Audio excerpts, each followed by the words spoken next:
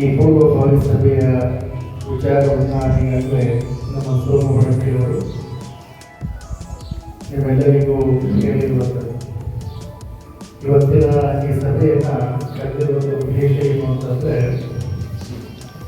ನಮ್ಮ ಈ ಮುಗುಳ್ಕೊಡದ ಮೂಲ ಪರಂಪರೆ ಪ್ರಾರಂಭ ಆಗಿರುವಂಥದ್ದು ಅದು ಲಚ್ಚಾಣದ ಸಿದ್ಧಲಿಂಗ ಮಹಾರಾಜರಿಂದ. ಲಚ್ಚಾಣದ ಸಿದ್ಧಲಿಂಗ ಮಹಾರಾಜರ ಆಶೀರ್ವಾದವನ್ನು ಪಡೆದುಕೊಂಡಿರುವಂಥ ಅವರ ಶ್ರೇಷ್ಠ ಶಿಷ್ಯರಲ್ಲಿ ಒಬ್ಬರಾಗಿರುವಂಥವರು ಯಾರು ಅಂತ ಕೇಳಿದ್ರೆ ಅದು ಯಲ್ಲಾಲಿಂಗ ಅಂತ ಒಂದು ಯಲ್ಲಾಲಿಂಗ ಪ್ರಭುಗಳ ಈ ಪುಣ್ಯಕಾಲದಲ್ಲಿ ನಾವೆಲ್ಲರೂ ಸೇರಿಕೊಂಡು ಲಚ್ಚಾಣದಲ್ಲಿ ನಾಳೆ ಬರುವಂಥ 9ನೇ ತಾರೀಕು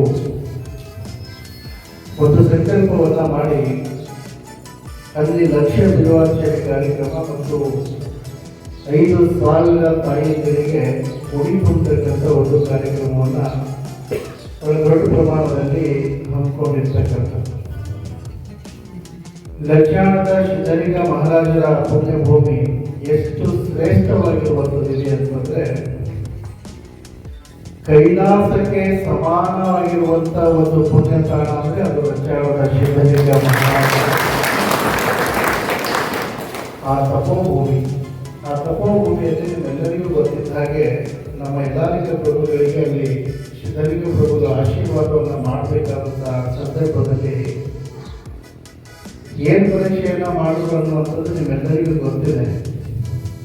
3 ದಿವಸ ಆ ಲಚ್ಚಾಣದ ಮಣ್ಣಿನಲ್ಲಿ 3 ಅಡಿ ತೆಗ್ಗ ತೆಗೆದು 3 ದಿನ ಮಣ್ಣು ಮುಚ್ಚಿ ಆ ಮಣ್ಣಿನಿಂದ ಮತ್ತೆ ಗುರುಗಳು ಆದೇಶವನ್ನು ಮಾಡಿ ಯಲ್ಲಾಲಿಂಗ ಪ್ರಭುಗಳಿಗೆ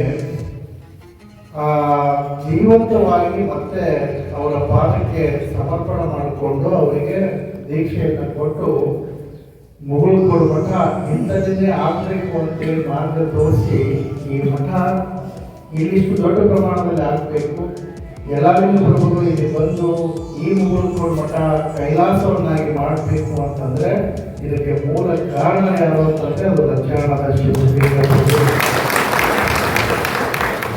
ಅಂಥ ಒಂದು ನಮ್ಮ ಗುರುಗಳಿಗೆ ಅಂಥ ಒಂದು ಪರೀಕ್ಷೆಯನ್ನು ಮಾಡಿರುವಂಥ ತಪೋಭೂಮಿಯಲ್ಲಿ ಇವತ್ತು ನಾವು ಲಕ್ಷ ಬಿಡುವಾರ್ಚನೆಯನ್ನು ಮಾಡಿ ನಮ್ಮ ಮುಗುಳ್ಕೊಡು ಲಿಂಗ ಮಹಾಮಠದ ಕೋಟಿ ಭಕ್ತರ ಭಕ್ತಿ ಶ್ರದ್ಧೆಯನ್ನು ಆ ಗುರುಪಾದಕ್ಕೆ ಸಮರ್ಪಣೆ ಮಾಡ್ತಕ್ಕಂಥ ಒಂದು ಸುವರ್ಣ ಗಳಿಗೆ.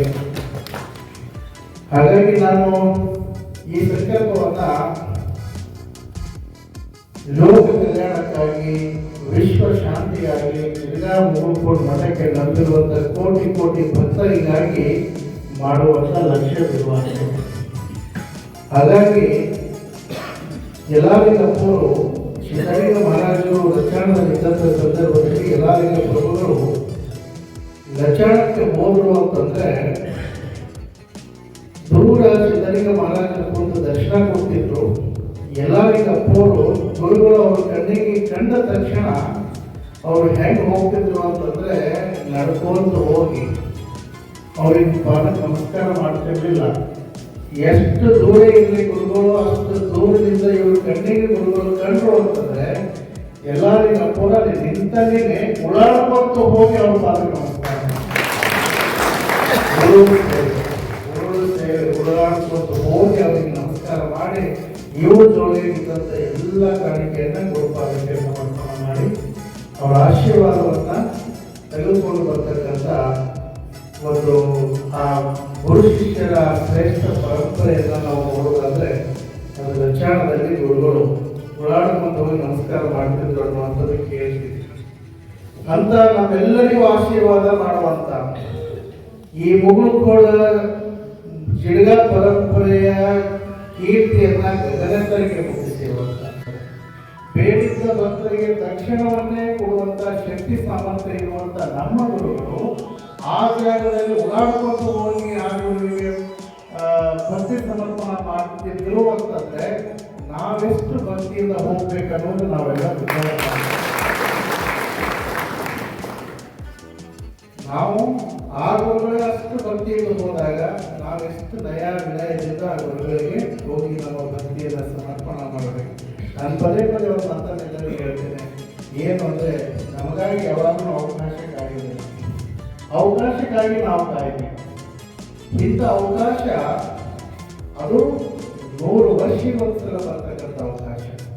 ಹಾಗಾಗಿ ಅಂತ ಗುರು ಪರಂಪರೆಯ ಗುರುಪೀಠಕ್ಕೆ ನಮ್ಮ ಶ್ರೇಷ್ಠವಾದಂಥ ಭಕ್ತಿ, ಶ್ರದ್ಧೆ, ಅಭಿಮಾನವನ್ನ ಸಲ್ಲಿಸ್ತಕ್ಕಂಥ ಈ ಪುಣ್ಯಗಳಿಗೆ ನಮ್ಮೆಲ್ಲರ ಒಂದು ಜೀವನದ ಅವಧಿಯಲ್ಲಿ ನಮ್ಮೆಲ್ಲರಿಗೆ ಸಿಕ್ಕಿರುವಂಥ ಇದು ಸೌಭಾಗ್ಯ.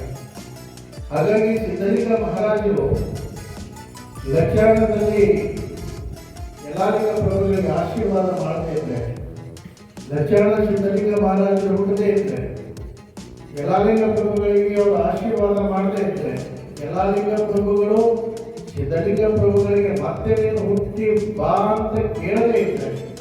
ಇವತ್ತು ಈ ಮುಗುಳ್ಕೋಡು ಮಠ ಅದು ಎಲ್ಲಿರ್ತಿತ್ತು, ಅದು ಹೇಗಿರ್ತಿತ್ತು. ಹಾಗಾಗಿ ಇವತ್ತು ಈ ಪರಂಪರೆಯನ್ನು ನಾವು ಬೆಳಗುವಂತ ಒಂದು ವಿಚಾರವನ್ನು ನಾವು ಮಾಡಿದಾಗ ಈ ಪರಂಪರೆಯನ್ನು ಇಷ್ಟೊಂದು ಗಗನೆತ್ತರಕ್ಕೆ ಮುಟ್ಟಿದೆ ಅನ್ನುವಂಥ ಒಂದು ವಿಚಾರವನ್ನು ನಾವು ಮಾಡಿದ್ರೆ ಇದಕ್ಕೆ ಮೂಲ ತಳಬೇರು, ತಾಯಿ ಬೇರು ಯಾರು ಅಂತಂದ್ರೆ ಅದು ಲಕ್ಷಾಂಗದ ಸಿದ್ಧಲಿಂಗ ಪ್ರಭುಗಳೇ. ಹಾಗಾಗಿ ಅಂತ ಒಂದು ಸಿದ್ಧಲಿಂಗ ಪ್ರಭುಗಳ ಪುಣ್ಯಸ್ಥಾನದಲ್ಲಿ ಲಕ್ಷ್ಯ ವಿವಾಚನೆ ಕಾರ್ಯಕ್ರಮವನ್ನು ಮಾಡ್ತಕ್ಕಂಥದ್ದು ನಮ್ಮ ಜಗಳೂರಿನ ಪರಮಪೂಜ್ಯ ಹೇಳಿದ್ರು. ಈಗಾಗಲೇ ನಾವು ಅಲ್ಲಿ ಲಕ್ಷಾಂಗದಲ್ಲಿ ಎಲ್ಲ ಸಿದ್ಧತೆಗಳು ಈಗಾಗಲೇ ಪ್ರಾರಂಭ ಆಗಿದ್ದಾವೆ.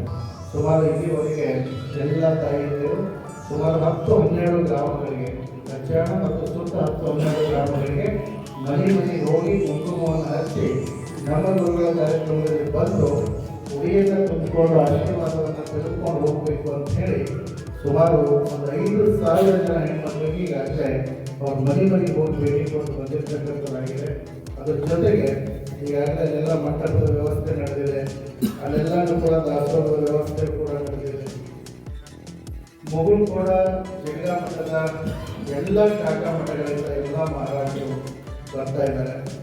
ಬಹುಶಃ ನಿನ್ನೆ ಸಾಯಂಕಾಲ 9 ಗಂಟೆಗೆ ನಮಗೆ ಬಂದಿರುವಂಥ ಒಂದು ಮಾಹಿತಿ ಪ್ರಕಾರ ಅಂತಂದರೆ ಸುಮಾರು ಗುಲ್ಬರ್ಗ, ಬಿಜಾಪುರ, ಯಾದಗಿರಿ, ರಾಯಚೂರು, ಬಳ್ಳಾರಿ, ಆಮೇಲೆ ಹೈದರಾಬಾದ್, ಮುಂಬೈ, ಸೋಲಾಪುರ್, ಆಮೇಲೆ ನಮ್ಮ ಮುಗುಳ್ಕೋಡ ಈ ಭಾಗದಿಂದ ಎಲ್ಲರೂ ಹೆಚ್ಚು ಕಡಿಮೆ ಒಂದು 1800 ಗಾಡಿಗಳು ಈಗಾಗಲೇ ಬರಲಿಕ್ಕೆ ಸಿದ್ಧವಾಗಿರ್ತಕ್ಕಂಥ.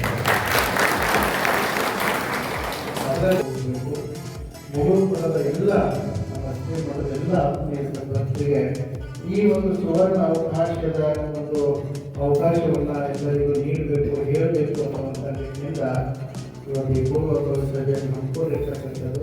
ನನ್ನ ಶಶಾಂಕ್ ಗುರುಜಿಯವರು ಹೇಳಿದ್ರು, ಆ ಭಾಗದಿಂದ ಅನೇಕ ನೂರಾರು ಹಳ್ಳಿಗಳಿಂದ ಸುಮಾರು ಗಾಡಿಗಳನ್ನು ಎಲ್ಲ ರೈತಾಪಿ ವರ್ಗದ ಜನರು ಅಲ್ಲಿಗೆ ಬರ್ಲಿಕ್ಕೆ ನಾನು ವ್ಯವಸ್ಥೆಯನ್ನು ಮಾಡ್ತೀನಿ ಅನ್ನುವಂಥ ಮಾತನ್ನು ಹೇಳಿದ್ರು.